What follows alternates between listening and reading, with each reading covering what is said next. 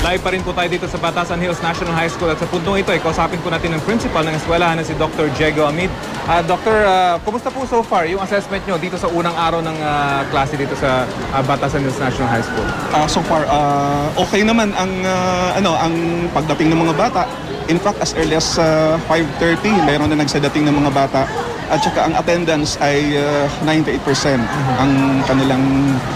Nitong panghapon, we'll be expecting 6,000 to 7,000 second year and third year students. Tumaas po ba yung populasyon nitong eskwelahan at saan po galing yung mga estudyante lumipat dito? Actually, konti lang yung tinaas as of compared sa last year.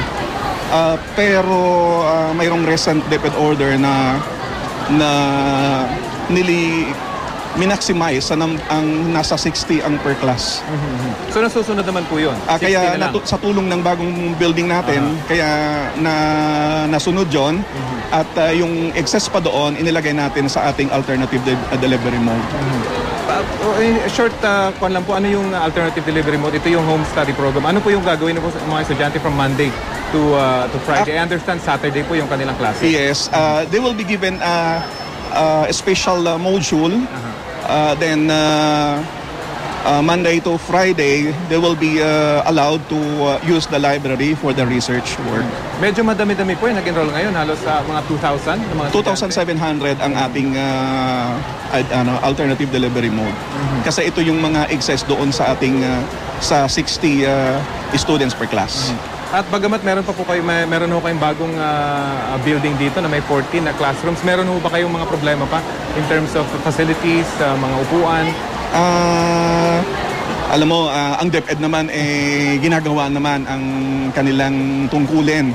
Although sa daming din ng mga nangangailangan, kaya hati-hati ang ating resources. So in short, meron pa po kahit pa paano? At mayroon pang padating din naman ng mga resources na ibinibigay ang DepEd. Yung K-12 plus program po natin, kumusta pa yung reception dito ng mga estudyante, mga magulang at ng mga school teachers? Ang teachers walang problema kasi they were trained by their respective in their respective subject areas. Ang mga magulang naman ay kakausapin pa namin sa Saturday para sa orientation kasi maraming pag-uusapan katulad ng grading system. Iba ang mga katulad ng approaching, may AP, etc. So lahat yung pag-uusapan doon sa orientation with the parents. Kasi nga po bagong sistema. Pero maswerte ho kayo dahil meron kayong bagong eskwelahan na ngayon, bagong school rooms ngayon dito. Malaki. Medyo mas maluwag ngayon. Kaya salamat kay Secretary Luestro at Congressman Winnie Castelo.